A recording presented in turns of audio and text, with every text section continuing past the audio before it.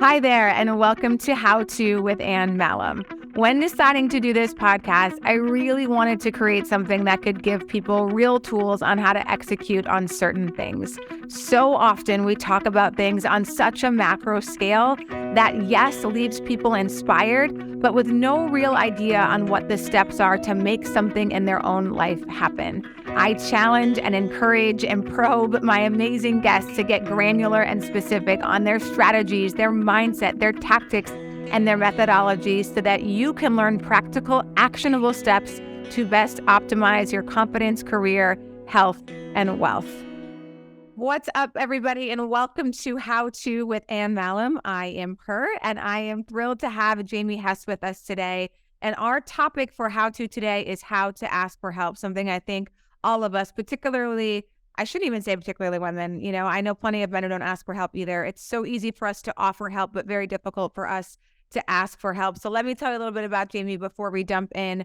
She is a wellness entrepreneur, speaker, media personality, and creator of the popular Instagram, New York City Fit Fam. She contributes healthy living advice and lifestyle tips to hundreds of shows, including The Today Show, Good Morning America, The View, and beyond. She is the face of Zuda Activewear on QVC and co-host of Off the Gram podcast, which is one of the 40 best podcasts by Good Housekeeping. And what we're really going to dive into today is Jamie's the creator of a breakthrough weight loss program called the Big Ask Method, which again goes back to asking for help, through which she coaches hundreds of women each year to help them achieve their goals. She hosts experiential events across the country targeted at bringing people together with health, fitness, and personal growth as their North Star. Thanks so much for joining us today, Jamie. Welcome. Thank you so much for having me. I'm super excited. Well, we just really connected, a couple months ago now. And I feel like we hit it off right away. And I'm so excited to be joining you down at one of your retreats in April. But I would love if you could just start off by giving our listeners some more background about you, how you got into the career that you did and this program, because I know it's a real personal story for you. It really is. I mean, here's the thing. So I started for 17 years in the corporate side of things. I was a PR expert. I was the SVP of a big agency. And prior to that, like at the very beginning, in my 20s, teens and 20s, I was an alcoholic and a drug addict that was trying to get sober for a really long time, but I was super high functioning.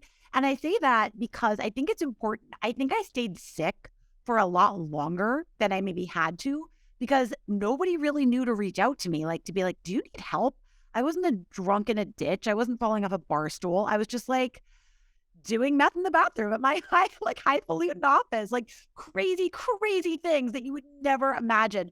But I was a drug addict of the worst variety, and I was feeling rather hopeless, but just like treading water. I finally got sober because enough was enough.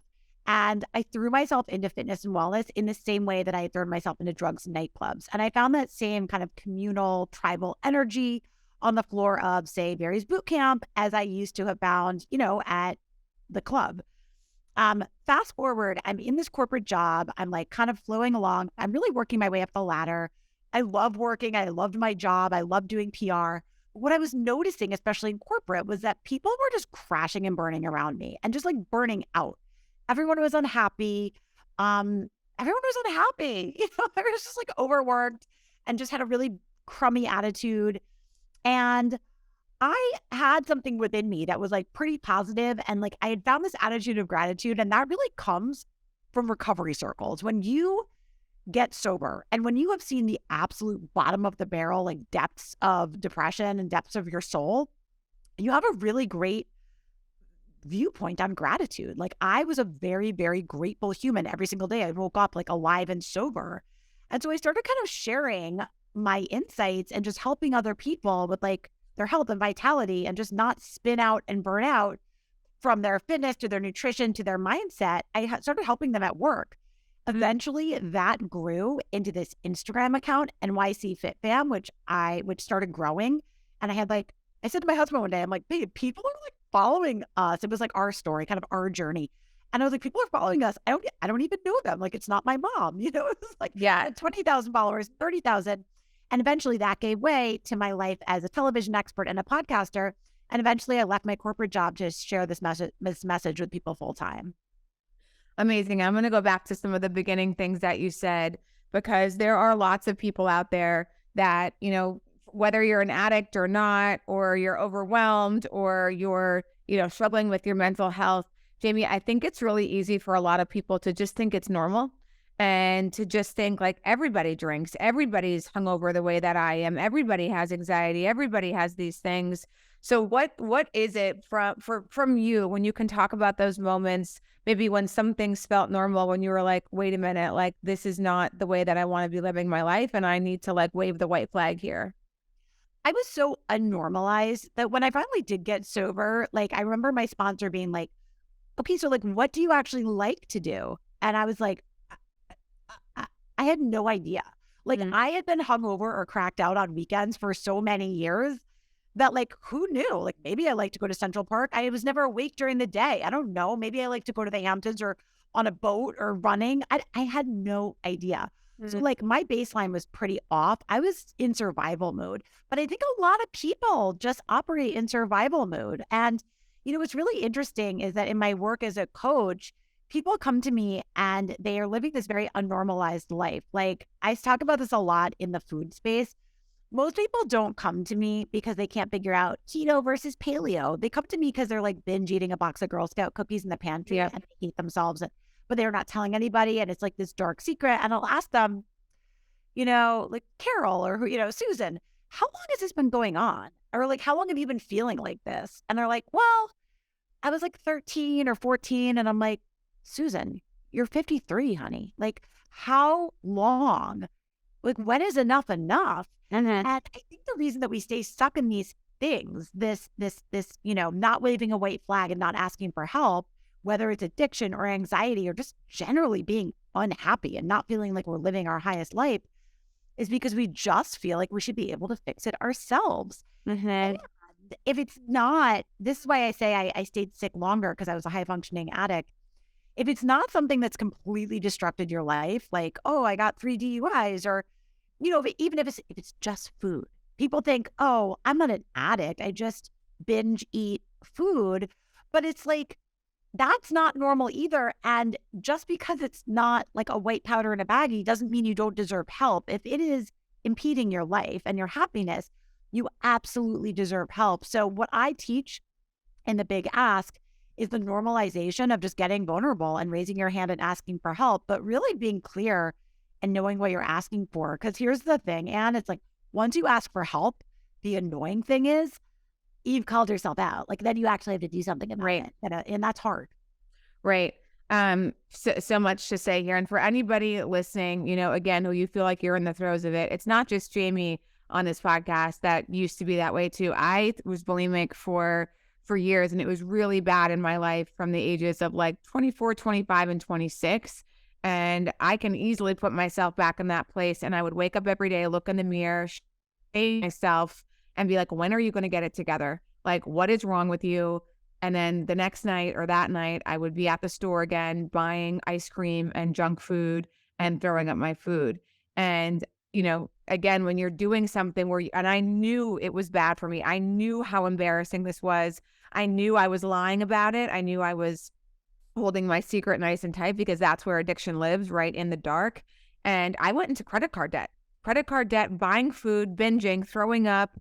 Like it was crazy. And the reason it was so hard for so long, Jamie, for me was it was my identity. Even though I hated myself, I was in my own head, this is always going to be a thing for me. I am always going to struggle with this.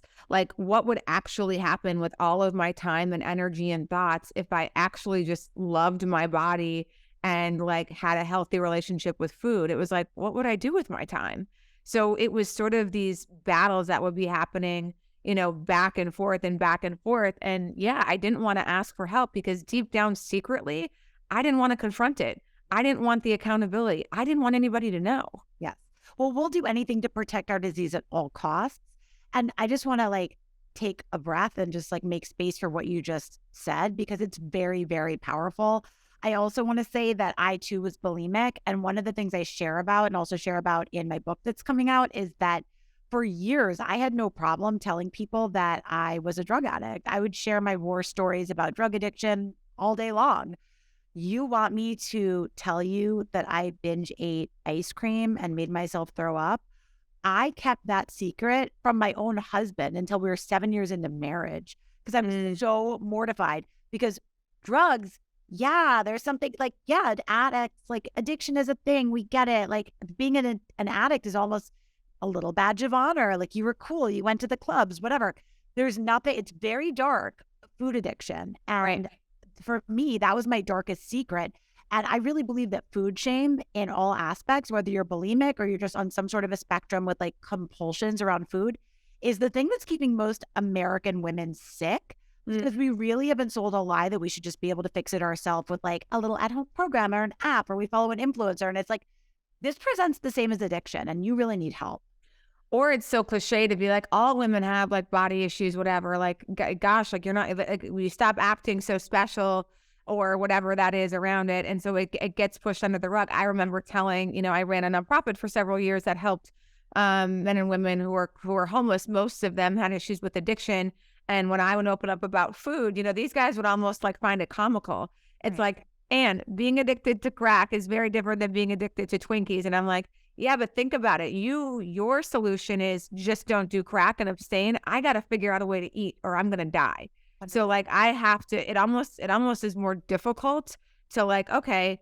And I am proud of the fact that I'm sort of sitting here as a 42-year-old, Jamie, and feel like I have a really healthy relationship with food. I am not an emotional stress eater anymore.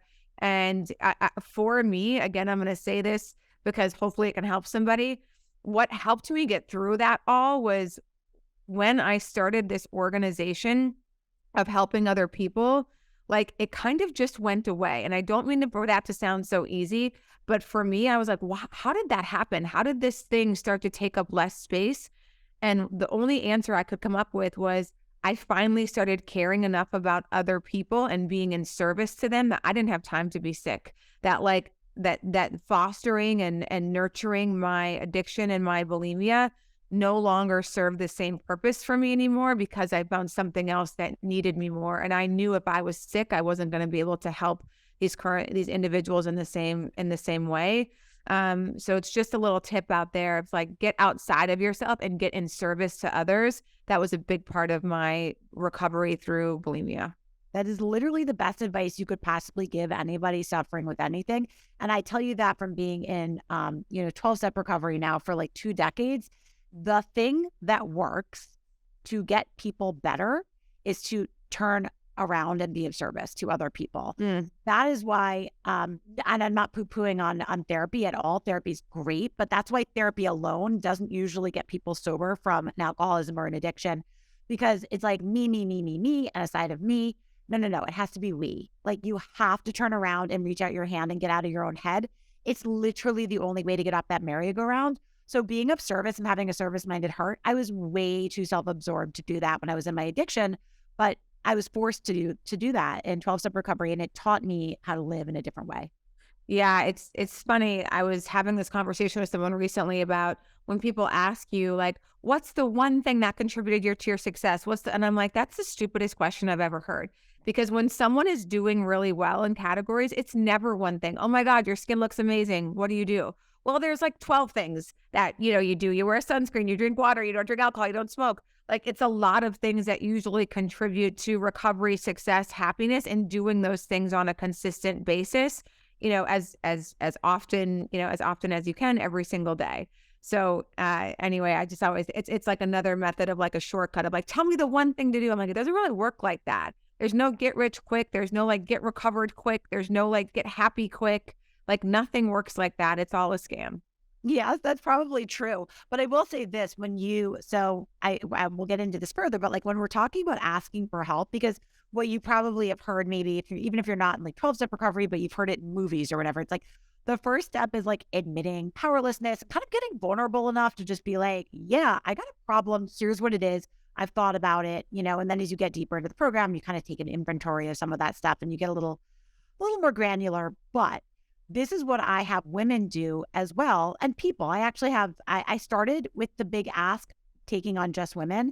And now I have men coming into the program too. And not just for food, but also for it's almost more transformational life coaching, because I have people coming realizing that this program is just applicable across spaces. But the first step is to understand what is tripping you up, to become vulnerable enough to raise your hand and say, I actually need help around this, and to come up with a mini plan of what this other person can help you with to keep you accountable. So that's really where we start. Yeah, and let's keep going on that. So let's talk about the Big Ask program. I have some other questions too, but since we dove in there, so exactly. So first step is that. So people come, into this program, or they're maybe looking at it online and thinking, maybe this is for me.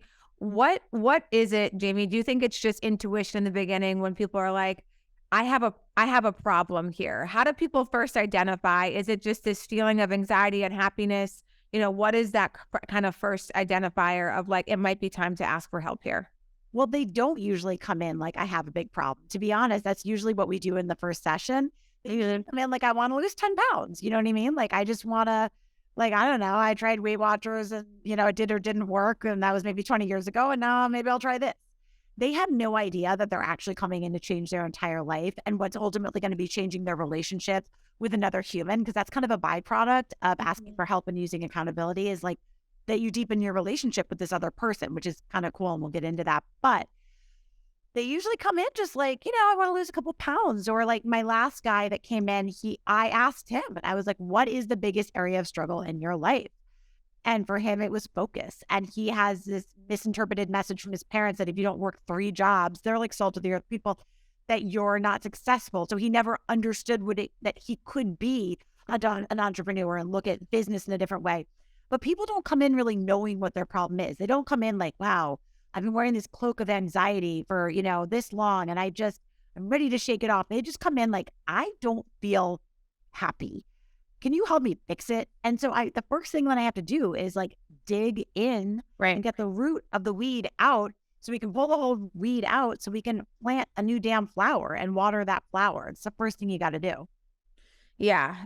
Interesting. Okay. So then what happens after that? So again, someone's sort of looking and curious and listening to us and saying, how do I have this thing I think that is my problem or that I want to fix. So where do they go and what do? They go to the Big Ask, and what again is the first step? Is it one-on-one coaching? Is it group coaching?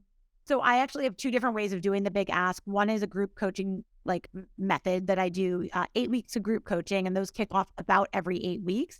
It's 8 to 10 women, and we do small group work, which is really powerful. I mean, I come from spiritual recovery circles. I really appreciate the power dynamic of like a group. So it's really great to do the group work. Now, I also, I do one-on-one coaching, and I only take on 3 clients at a time, one-on-one, always. I will never, ever, I always have a waiting list, because it is extremely high touch. And like, I am basically a wellness concierge, but that is a level of accountability that people really need. But the way it works is this, and this is why it's different than other accountability programs. For the first half, it's one-on-one coaching is always 12 weeks. For the first half, for 6 weeks, we are building all of their new healthy habits. We are getting to the root of their why, and we are unpacking all of that. As we get towards the middle of the program, in either the group coaching or the one-on-one, we are doing their script for their Big Ask, right? So we're identifying who the person is. We're writing their script so they understand what they're asking and understand how they're going to do it. Because here's the thing. Everybody's asked for help before. This is not like, Gary, will you help me not eat the Doritos next week? Will you help me make sure I just go to the gym? Gary doesn't know what the hell to do with that. Like, Gary doesn't want to be the cookie police and get side eye from his wife. Like, Gary doesn't really know what you're asking. Sure. If you go to Gary, we love Gary, and you say, look, I got to be really honest with you. For the last however long, when I go down to the freezer and it is 9:00 at night and it is me and a pint of Ben and Jerry's and nobody's looking, I got to tell you, that's a battle royale that I've been on the losing end of time and time again. And it feels really awful. And it's literally killing me. First of all, now you have got his attention. Okay. He understands like, wow, she's hurting. This is like, okay. How can I help? And then you have a short list. This is not every single thing on a laundry list of everything you've needed to change in your life. It's like, I've been working with Jamie in this program for X number of weeks. These are the things that we've started to do that really work. And maybe it's as simple as, and I still do this with my accountability partner, who's my husband, by the way, sending him Here's what I do with him. Every Sunday night, I send him my workout mapper for the next 7 days. So he knows what classes I'm taking, what the start time is, and that I've signed up. Then I send him every morning my proof of workout. So whether it's the treadmill dashboard, just to prove, because by the way, I'll say that I'm going to do 3 miles on the treadmill, and then I'll go down and do 1.4 and get a text and jump off and sit on the floor and scroll Instagram because I'm a liar, because I'm a human being, like I'm lazy and I want to cop out of things. So sending him the actual proof on that dashboard that I completed my workout is very important to me because I want to be held accountable to what I said I was going to do. It could be as simple as, by the way, that story I was telling you earlier about that moment with the ice cream, that's my story. So ice cream for me is very hard. It was my binge food when I was bulimic. So we have a freezer out in our garage, and I asked my husband, I said, do you think there's locks for freezers? And he was like, let me check. Go on Amazon. There you go. There's actually locks you can put on freezers. When he goes out of town for a couple of days on a business trip, he locks up the ice cream and he takes the keys. So I don't have to do the mental gymnastics when I'm taking care of my kids on my own. That might seem extreme to some people. And trust me, I have had people reach out to me on Instagram and be like, he locks the pantry, he locks the freezer. I don't know, is that extreme, or is me with my head over a toilet bowl extreme? I mean, I think it's a lot less extreme to have somebody help me help myself. And so asking for these very simple things, maybe 2 or 3 at a time from your accountability partner. Look, you are setting yourself up with a framework of success. And I know it sounds like, oh, that's all. Let me tell you something. I've done accountability programs before where I was hiring an accountability coach, and that's all well and good until you graduate. But what about setting yourself up for a sustainable lifelong plan in a hyper-local way where you have the person in your household or your best friend or your mom who you can lean on and who knows this journey that you're on? And then you set yourself up so when you graduate from my program, you don't just go back to zero. Yeah. One, Jamie, thanks for all the vulnerability and honesty there, because I think sometimes the behaviors that we have, it's really easy to think like, oh my God, nobody does this. Nobody, like, I'm the only one who like is up at midnight shoving a pint of ice cream down my throat. And it's like, that's not true, right? We all struggle with things that are maybe more difficult for us than they are for others. But there's also a massive group of people who are like, me too. Oh my God, me too. And we feel so embarrassed by our actions, which again, I also think prohibits people from asking for help because they don't want to admit these behaviors. But it's really the only way to get better, right? You must have like a very high bullshit meter when people come to you and you're like, is that really, like, is there more to that story there? Like, let's just get it all out. I'm not going to judge you. I have some of these same things. And I love what you just said about mental gymnastics. You and I have talked a little bit about alcohol, and I have gone alcohol free because same thing last year. I was just like, I don't have a healthy relationship here. And no, my life is not in shambles. And I built a successful business while drinking, but I am starting to feel the shame and anxiety. And I am doing this most nights of having 1 or 2. And I got to figure out what the heck is going on here. And it was really easy for me for years to justify and be like, oh my God, I work out all the time. I eat healthy. I make good money. I like built this thing. Like, what is the big deal of having alcohol? And what you realize is the difficult thing for you, whether it's the addiction or something, there's this justification equation that goes on in your head. And the justification equation is like 2 + 2 always equals do the thing. Like have the thing that you shouldn't have, but you're making it possible for yourself, and then you're sitting in the guilt and shame. So the mental gymnastics was killing me. And I'm like, I have to abstain from this. I can't scale back. I had very difficult time doing that because I had so much association with alcohol of it was Monday, it was Friday, it was when I had a long day, a stressful day, a happy day, it's an event, I'm catching up with a friend, it's a wedding, it's summer, it's raining. Like, it was like literally I could find a memory or an example of like, I've drank when it's been a Tuesday raining before. Like, I don't have meetings now. Like, who cares? Anyway, so I like had to completely cut it out. And I had to really get honest and be like, I was drinking most nights, like, and not be like, oh, 3-4 nights. No, it was like 6, sometimes 7 nights. And that doesn't make me sound that great. But if I'm trying to make myself look better, who wins there? I end up, then the justification equation comes back, and then I continue to have my 1 or 2 cocktails a night. Like, I know, it's so true. And there's like a really great slogan in recovery circles. Like, do you want to save your face or do you want to save your ass? And it's like, at the end of the day, I can't save both. I can't. And do you want to help people? Because like, Anne, you are such an incredible force and you are in the business of serving and helping others, nobody's really served by me pretending that I'm perfect and that I have all the answers. Like, I'm a hot friggin' mess. That's my whole point, is that even though I'm a hot freaking mess, I have figured out how to trudge through. I say this all the time in keynotes. Look, there is no difference between you and me.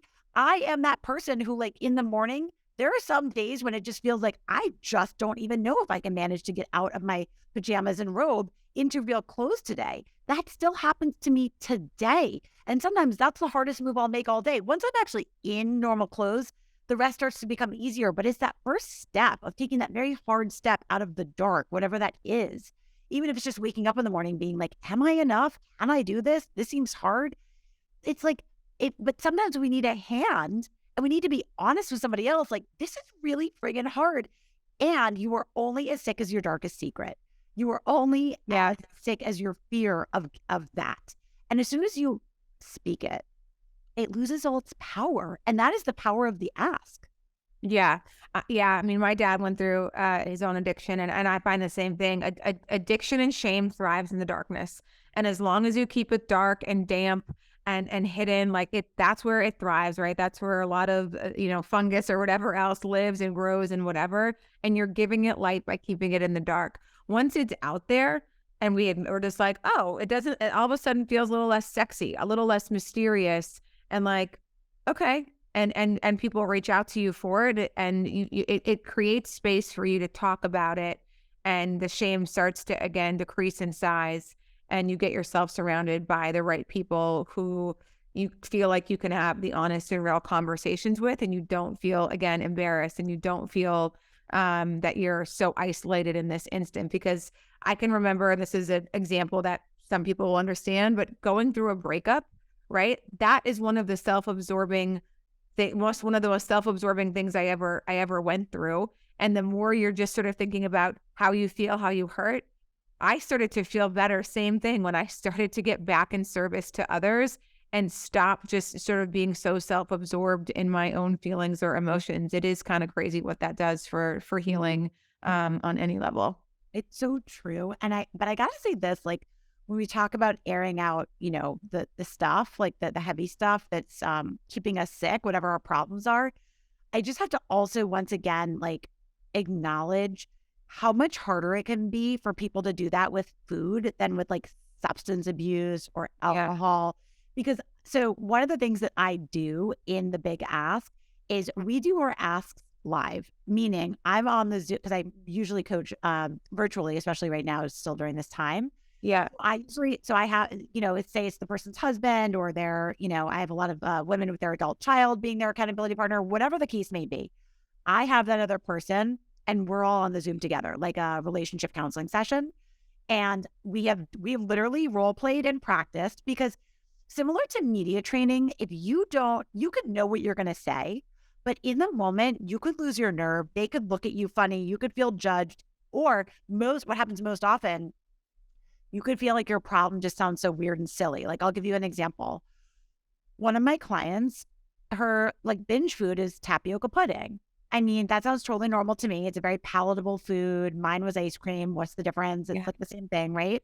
So, but there's something just so inherently like giggly about like tapioca pudding. And it's like, it felt really silly to her. Like, yeah, of course, like crystal meth kicks your ass, but tapioca pudding, it's like, we don't feel like we deserve to have a problem with tapioca pudding. Well, first of all, let me tell you about neuroscience. Like, your brain literally doesn't know the difference between cocaine and a sugary substance. So you can just put that idea right out of your head. Like, you deserve just as much help as the person with a cocaine problem. In fact, there was actually a study done in Scandinavia about hedonistic set point, so like, say when like a heroin addict gets sober, it might take them like 2 weeks to be able to like see the beauty in a sunset again, right? Like, it takes them a long time to kind of get back to where just normal things seem beautiful and fun and happy again. It was very similar between cocaine and sugar. They're very similar as far as the pathways they follow in the brain. So the fact that that should be trivialized is just nonsense, but somehow we just feel culturally like we don't deserve to have a problem with tapioca pudding. So we were doing her ask, and I had her turn to her husband and start to explain to him. And like, every time she would kind of say what the thing was, she would just giggle, and they would both dissolve into giggles. And I I made her just sit with it for a second. And I said, sweetie, like, I understand that this is so hard. And we all kind of giggle as like a little defense mechanism. And that's so human. But can you please tell him what it feels like when you go into the fridge for like some water from the water filter thing that's in there, which is what would happen to her. And she would see it. And she bought it for her granddaughter who lived with her part of the time. And it would catch her eye. She wouldn't even be hungry. And all of a sudden, she would get the idea to just have a little taste. And she was just going to have like a spoonful. And then she was just going to have one. She was going to finish the one because like she opened it, right? And the next thing she knew, time and time again, she would finish all 6 in this little snack pack thing. And it destroyed her. It made her feel awful about herself. And it was terrible for her and for her sugar and for her stomach and for her weight. And she had to get really honest about that. And I talk about this all the time. I also I was a publicist, like I said, for 17 years.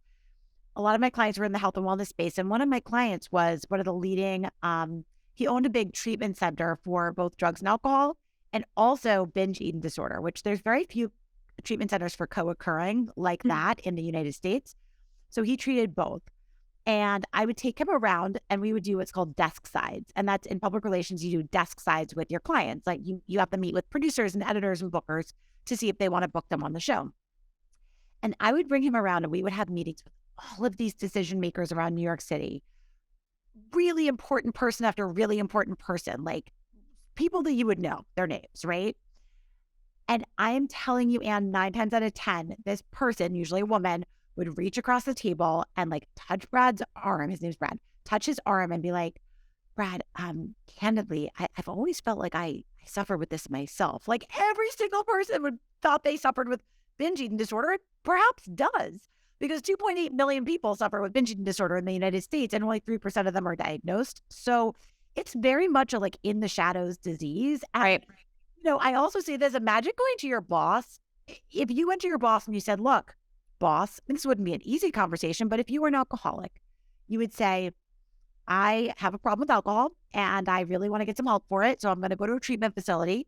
And by law, by the Family and Medical Leave Act, they actually have to give you 12 weeks of, leave with that and keep your job. And it's just the law. It's a diagnosable medical condition. They have to let you go treat it. Can you imagine going to that same boss and saying, I can't close the refrigerator door. I'm up binge eating at night and it's killing me. Like nobody would do that. And why? Yeah. It's not right and it's not fair. And food shame is literally killing us. Yeah. Yeah, man, the food one is so challenging. And yeah, again, it's men too, but particularly I've said this on a couple of the podcasts that I've done, but I can remember one of my memories when I think about where my issue started with food. And I was at a dance and there was this like boy, I was 12, that I thought was so cute. And then my friend like went and I'm like, oh, like go see if that boy likes me. And like, he told my friend that like, he thought I was fat. And I had never thought I was fat before that.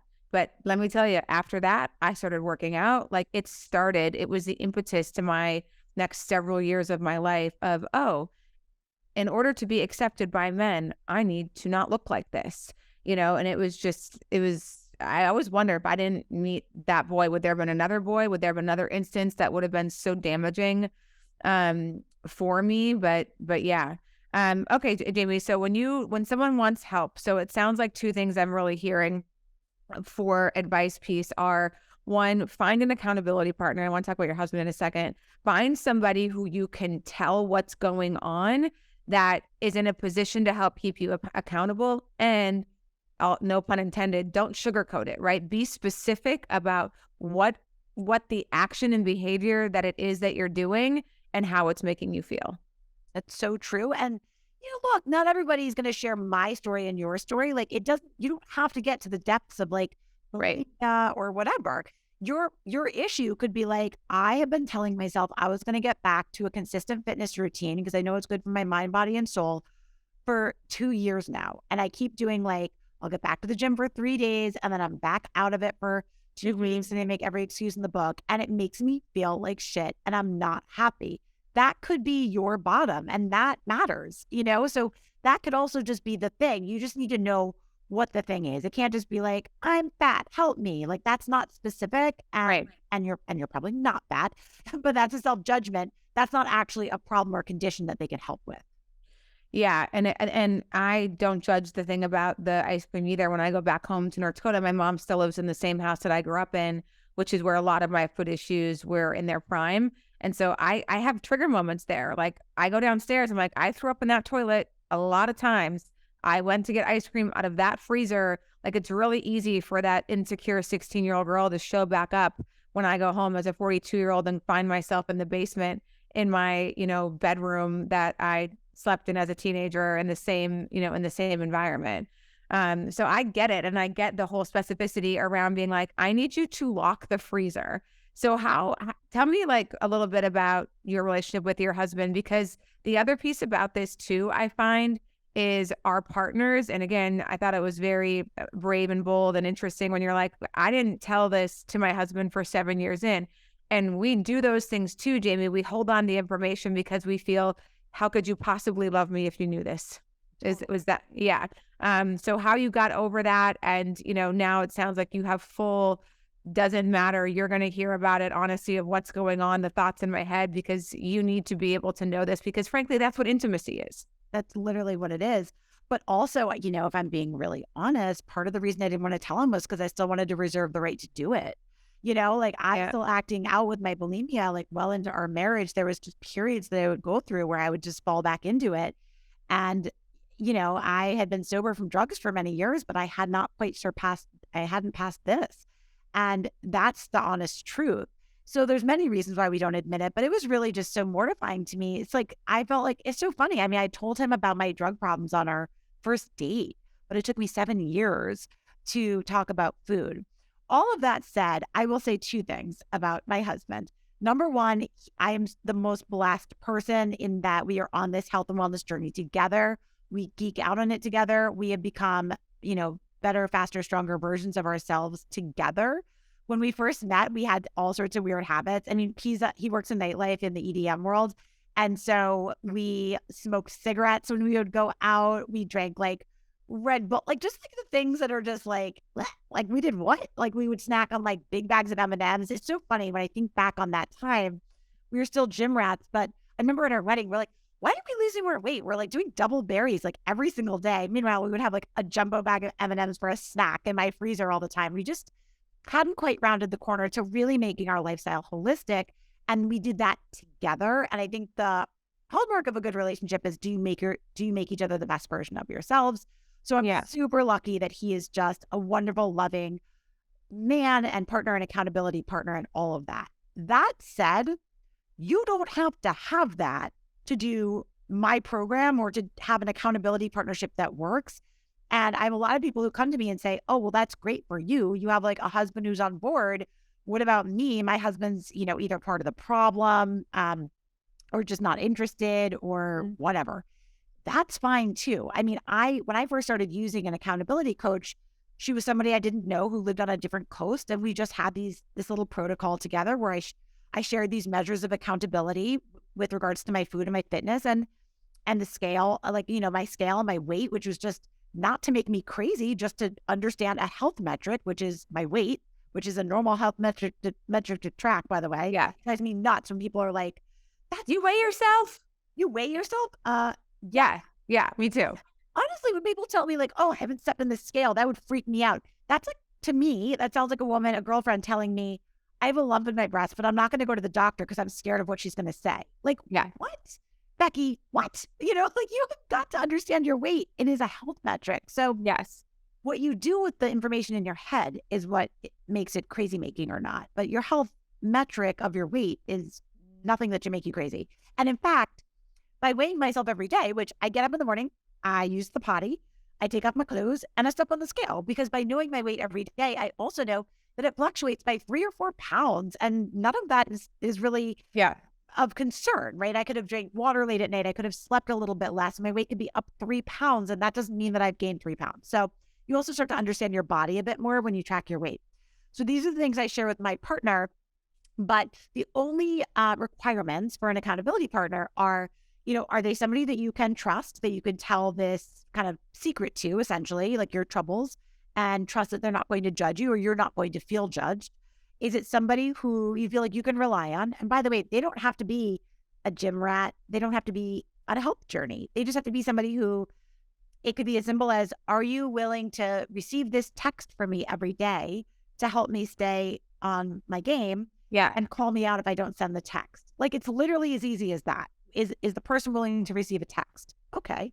And then, the third thing is, it would be great if they're in the home, terrific. If not, if they're at least in the same or a similar-ish time zone. You know what I mean? That's like what I tell my women all the time. Like, that is a good requirement, because if they're in Australia, it may make it a little challenging to stay accountable. That's literally it. And within those confines, you can have a productive accountability relationship. Yeah, that makes a ton of sense. And again, just having and finding that person that you feel like you can be open with, that isn't going to judge you, can be a massive tool to help you make real change. Like I've talked about when I've had alcohol moments where I'm like, I really want to drink right now, and like if I don't call someone and tell someone that, I worry that I'll just do it and not tell anybody. Like I'll be like, who has to know, right? Those voices come into the head, and instead of being embarrassed by the fact that I want one, I need to call and talk to somebody who's like, I get it, Anne, like that, someone who's just gonna listen and support me and not judge me and not think I'm not strong enough to like not handle this on my own. Cause I struggle with that too, Jamie, of a lot of people call me for advice, support, inspiration, and think I have it all together. And it's like, you sort of have to be like, okay, is it worth keeping up that reputation? Or like, no, I need to have, if I seem, and I've done this myself too, if I seem like I have all my stuff together and I try to offer support from my friends, you create this imbalance where like, again, you're withholding intimacy. You're actually driving away connection because it's not relatable. And it's just like, if you keep all your problems to yourself and no one knows that you need help too, it can make other people, one, feel badly, and two, it's just not truthful, right? So I've had to work on that too, to try to not present myself in a certain way all the time, because I think it's helping other people and I can be an example for them when really I struggle too, just like you. Everybody has those days. Yeah. I'm going to divert just for a second because I can. You talked about doing all these workouts with your husband. I know you just started doing solid core. Have you taken your husband yet? No. And I just told him this morning, I was like, babe, you don't understand. I am so sore. Like, okay, I took it yesterday. Yeah. I was like, I'm just so excited. And he keeps saying like, congratulations. Like, he's so happy for me. My body has been changing so much. He's so excited to come with me. He's totally going to come. Part of like the fun of NYC Fit Fam, of my Instagram account, has always been us trying different workouts together. And especially part of like our bit, our shtick, is me making him try workouts that he traditionally thought were like chick workouts, and then realizing that like they make his muscles shake and quake like harder than anything in the world. But also Solid Core is not a chick workout because, I mean, he's done different Megaformer workouts, but he has not done anything like Solid Core, where it's like all of the great workout from that type of a method, but also the vibe and the music. We are nightclub people at our heart. So if a workout doesn't feel like a nightclub, I'm not really interested. And so as soon as I walked into Solid Core here to bring everyone up to speed, like I live in Pennsylvania now, so I left New York City. So I kind of felt a little bit like I was just like on this like ship out sailing in the middle of the sea with nothing around me that was like familiar as far as fitness. And I've been trying to find my place and drop anchor someplace that I really enjoy. And I kept trying to make other workouts like, I was like, no, this is cool. Like, it wasn't cool. I was just doing it because like I missed group fitness so much, but I have not found my spot. And then I found out that Solid Core exists in Wilmington, Delaware, which is only like 20 minutes from me. And I went, and it was the first time I felt like I found my people and my spot. So I'm so glad to have dropped anchor there. Well, I'm so glad to hear that. And exactly, I love coaching. Like, I'll still coach sometimes, and I'll get men in there, and they come sometimes with their girlfriend, and they've worked out before. Like I coached Michelle Obama like years ago for the first time, and same thing. She had worked out before because this is Pilates, right? And everybody has their own view on what Pilates is. And I'm like, that was not a good idea. Like you want, like this is not a recovery workout. Like you will not have to work out after this. Like you will feel it tomorrow. And yeah, it's one of my favorite things of just like that remarkable shock factor when people come in there and don't expect it to be not just challenging, but to your point, it's like, we don't give any breaks. You got to take breaks on your own. It's a completely different workout of moving slow. And yes, putting a vibe in there that like almost counterbalances the slowness. Like the music is obviously loud and upbeat, and the coach is talking a million miles a minute trying to keep you motivated in time. So it all sort of is counterbalancing things. You're like, whoa, that was 50 minutes of work. It didn't feel like that. So we're so glad to have you as part of the community. So thanks for coming to try it. No, it flies by. And also, like, you can tell immediately when you walk into a boutique workout what it's going to be like by the other people in the room. I walked in and I was like, oh my God, here are my people. Like, first of all, everybody there has had a sick body. And I was like, these girls, they were all regulars. So I was like, oh yeah, these girls know what's up. Like, they definitely do solid core all the time, all different ages, all different types of people. And you could just tell immediately, like, I knew this was going to be my new spot. Yeah, I love that. And I'm going to say this, and again, this is a little off topic, but you and I have talked about this, Jamie, too. And I think it's worth it. We've dived into the whole like self-care movement and how it's so gone off of the deep end. And at Solid Core, and even the new company that, I'm building, Ambition, we're not telling people like, hey, if you don't feel 100%, like, don't show up. It is the exact opposite. And self-care is just that. When you feel 70%, showing up for yourself and showing that you can do it, even when you don't feel optimal, is a superpower. And it helps you realize you can get through hard things. You just got to push through a little bit further, and then you start to feel 80% and 90%. The way to get you to 100 is movement and doing the hard thing, not crawling underneath your covers under bed and, grabbing the bag of chips and watching Netflix for 4 hours. That's just going to make you feel 50%. So anyway, it's just like, that's the vibe you're going to get at anything that I'm associated with, and particularly at Solid Core. We want you to push yourself. We want you to find those new limits. And that's what makes us feel good. Talk about self-care. That's what makes us feel good about ourselves when we're being like, I did that thing today. Like, I'm like really proud of myself. We build self-esteem by doing esteemable acts, period, full stop. So whether that esteemable act is, like I said earlier, is turning around and being a service, whether it's pushing yourself through something that's hard, self-care, I think we've gotten really confused about what it means. There's a time to carve out some time for relaxation and restoration, but the idea that self-care is like, if it feels hard, I'm just not going to push myself to do anything, is just like a real cop-out. And at the end of the day, it just makes you feel bad. And I think we've gotten a real generation of confused people over what really makes you feel good at the end of the day and at the end of the week. Like, you put your head on the pillow at night knowing you push through. That's what life is about, whether it's professional or in your workout or in your relationship, doing the hard work. Yeah. That's what makes us feel good. Yeah, totally. And we just don't, even as you talked about going to Solid Core, like, wow, like, everybody looks really strong here. I'm also really tired of people being like, you can't talk about bodies. I'm like, we talk about everything else. Like, everybody I know who's working out is working out to achieve something. Yes, mental health, which you get from moving your body, but either you want to maintain the strength that you have, find more strength, you're trying to improve some sort of athletic conditioning, improve flexibility, lose weight, something. And like, what is wrong with that? Like, what's wrong with working on something and trying to improve? And again, we're like, we can't talk about people's bodies. I'm like, huh?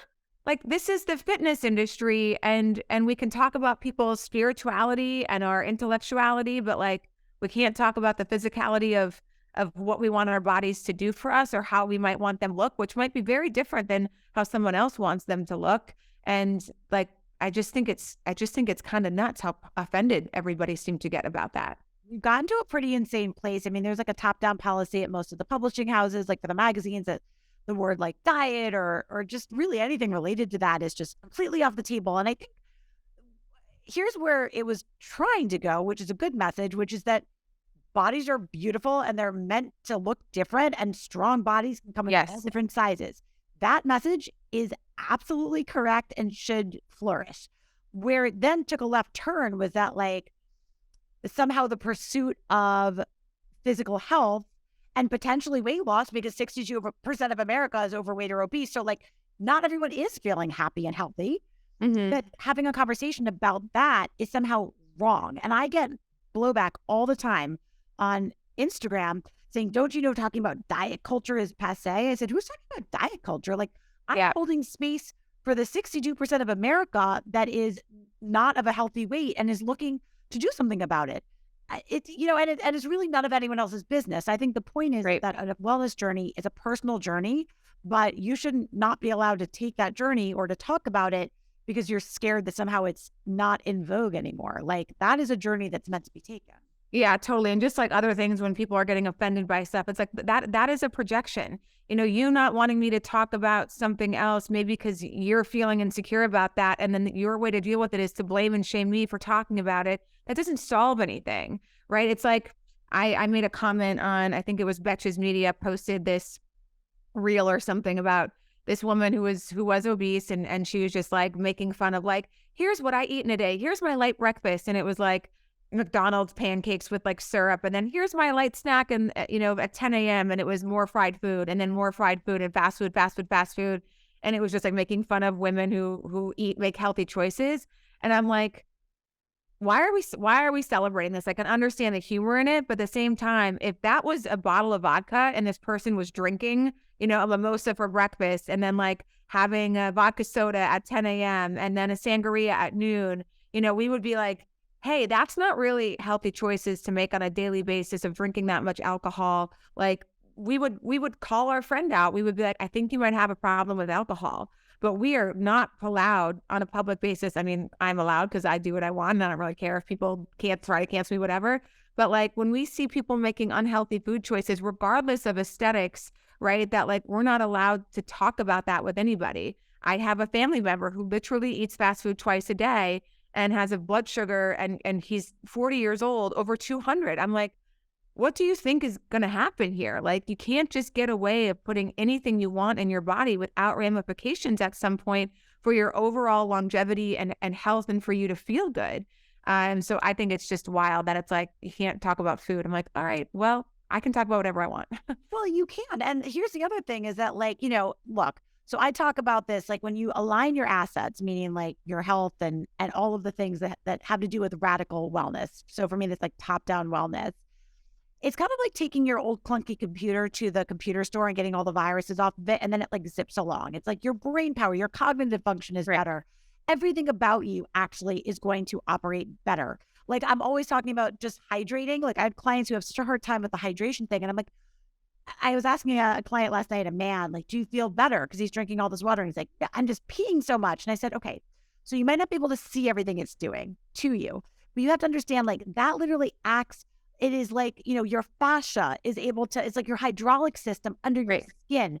Actually, when you sleep, when you go into theta brainwaves, that is when your cellular waste in your brain is flushed out. But if you don't drink enough water in the latter part of the day, your brain actually doesn't get that cellular waste out. Like if you even knew what just drinking 4 of these, at least I'm holding up a liter of water right now, 4 liters of water in relation to your body weight, what that could do to actually help you, you would do it. But some of the stuff that we can't see, we just don't understand how much better we're going to feel. This is not a remark about me judging people's aesthetics. It's about me wanting them to feel their best. And that's really the conversation we should be having.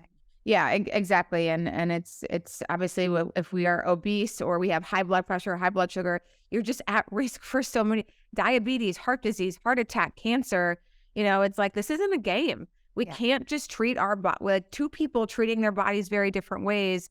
Listen, we can't control everything that happens to us all the time, but I would rather data and the work that I've done in the research and the books and Peter Attia and David Sinclair, we're in control of about 80% of our lifestyle. And I'm like, if that's the case, I'm going to control all 80% of that as best as I can and take responsibility and accountability for the water, the sleep, the food I'm putting in my body, understanding the food. Like I mean, I used to eat out so much more, Jamie. And like after, again, just the education, it's like, I want to eat at home. I want to know what I'm putting in my body. I want to understand it. I eat the same thing pretty much every day, at least Monday through Friday. And it makes me feel good because it is fuel for me to show up and do the things that I want to do. But yeah, I want to make sure I'm making the right choices. The high majority of the time, that's going to support my health span for a long lifespan. So my mom is Joan London. She was a TV journalist. I mean, she is a TV journalist. She hosted Good Morning America for almost 20 years. But what a lot of people know about her is that she had a very public breast cancer journey. And she was like on the cover of People magazine with no hair. And it was just very much a battle that she fought in public. And what's interesting, what happened from that, I think prior to that, it's hard when you're a health and wellness expert, as you know, because men's family members don't want to listen to your advice because they're like, oh, that's just, my husband's name is George. People will be like, oh, that's just like Jamie and George's new age hippie bullshit. Or like, that's just Anne's like, fitness thing. Like people don't like, it's like, they're almost a little like outwardly defensive, right? Because I think judging them or something, which I'm not, by the way, but I get it. So it was always hard for me to have any sort of a conversation about like healthy eating with my family because of that.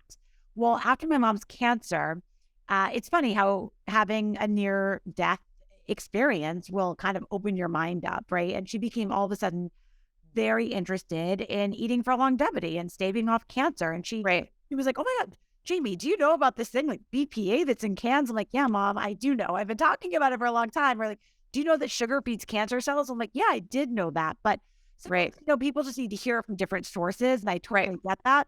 But if you look at it like this, when I see somebody over consuming sugar, to me, especially with a mother who survived cancer, that to me, it looks the same as if you're smoking a cigarette. To me, it looks as reckless and I'm as worried as if you were smoking a cigarette because I know the effects that cancer actually has on the body. That sugar has on the body as it pertains to cancer.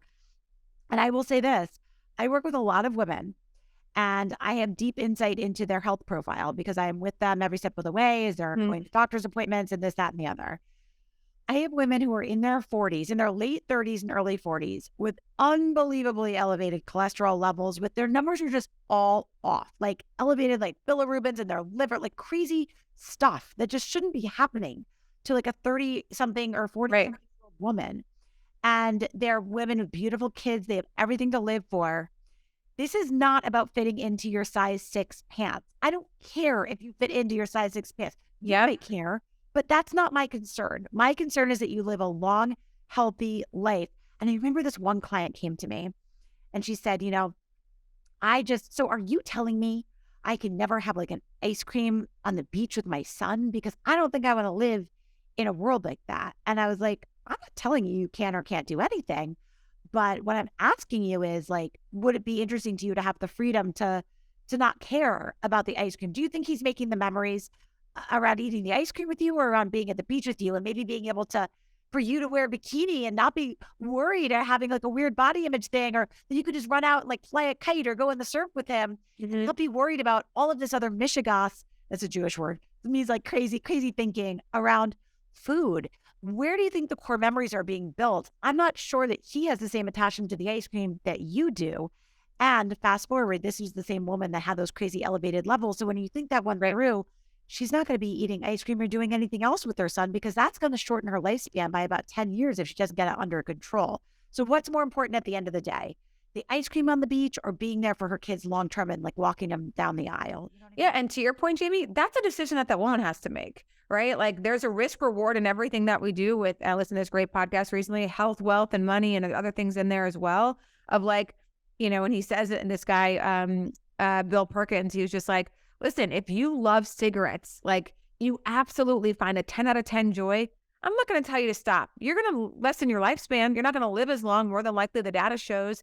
But like if your life without cigarettes to you is that miserable, that's not worth living, who am I to tell you that? But it's just this cool formula to think about of like, what's the risk reward? Just the same as, I had to do with bulimia and food and some of the drugs and alcohol stuff. And just like, is this worth it? Is this really improving and enhancing my life so much that I'm willing to take the risk that comes along with it? And everybody's got to figure out those answers for themselves. And not everybody's answers are going to be the same. Like, I just want people, I find a lot of joy in helping people get educated. And like, because I find joy in empowerment. And once you have all the information, but lack of information or ignorance or saying things like, I just don't have time to exercise, like that's a really disempowering belief and a disempowering thought about your time, and saying that like you're not in control of that when it's just not true. So if you have all the information, you're educated and you're empowered, make the decisions that you want to make based off what's going to provide you with the most fulfillment and happiness in your life. And no one can determine that except for each of us as an individual. Preach. Amen. We don't even have time for all the questions that I ask at the end. So I'm just going to ask you one, because we don't need these questions. We had such great conversation that was much more, I think, going to fill people's cups and make them feel excited about their lives and a lot of information. But for you, Jamie, today, and I know this changes over time, but I want to know the Jamie has today, how do you define success for you at the end of each day? That's a really great question. And I think I really redefined it going into 2023. I kind of took a step back. I've been so heads down in my work because that fills my cup. And by the way, that's okay. I think I talk about motherhood a lot because I have two little kids. And I got to be honest, like I would be a shitty stay-at-home mom because my cup wouldn't be filled. It doesn't mean I don't love my kids, but I get a thrill out of the hustle and out of success and out of doing the work and my work and building my brand. And I love all of that. However, I do think at the end of 2022, I had to take like a real step back and be like, wow, I've been so heads down in the work that I forgot to lift my head up and look around every once in a while. And, I would do things like book trips and cancel them because, a job came up where I just couldn't leave. And it's like, you can't take it with you, right? Like no one ever saw, a U-Haul driving after a hearse. Like you can't take it with you. So at the end of the day, this is really a journey that I'm on is the answer that you're getting. My personal journey is success is filling my cup with the hustle, empowering myself and others along the way, because that is my mission, but also making sure that I am taking a step back and being present in my own life. Because at the end of the day, it's really easy as type A ambitious women to get very caught up in our own success. But success is really the effect that you leave on others. And if my kids and my husband aren't getting the best of me, then am I really a success? And that's a question I've really been doing a lot of deep soul searching around myself in the last maybe like 30 or 60 days. And I will continue to kind of trudge that path as we go into this new year. Yeah. And I think, one of the things I've started saying too, when people say things like, oh, that's just not who I am, or I'm not that type of person. I'm like, just add something at the end of that and say, that's not who I am right now, because it gives you permission to evolve and to change and not feel like you're stuck in an identity that, you were when you were 24, that's no longer serving you when you're 35 or 40. One of my biggest fears is at the end of my life that I didn't continue to step into the person I was supposed to be. And we're supposed to shed skins, shed jobs, shed friends. Like that's what growth is. And a lot of times we get confused about growth. I think people can think growth is just getting older and time passing you by and inevitably there's growth because I'm 40 now, I'm 20. Growth is proactive decision-making on like, what does your life look like right now? And is it time to let go of things to make space for new things? Because growth is uncomfortable, right? Think about the actual act of shedding a skin, whether it's a snake or something. Like you were kind of wiggling and moving and be like, this doesn't fit or feel the same way as it did anymore. And it's time to move cities. It's time to like, put more time into the home life. It's time to do this. And I can feel that shift happening. And I sort of love when that's going on because it just shows of, oh, like I need to make a change here. And that just makes me feel like I'm living. So where can people find you, Jamie? I know you've got a lot going on social media. Where's the best place for people to like find you and then find all the other things that you're doing? So you can find me on Instagram at NYCFitFam. That is the easiest place to find me. DM me. And then also the bigaskmethod.com is the website for my coaching program.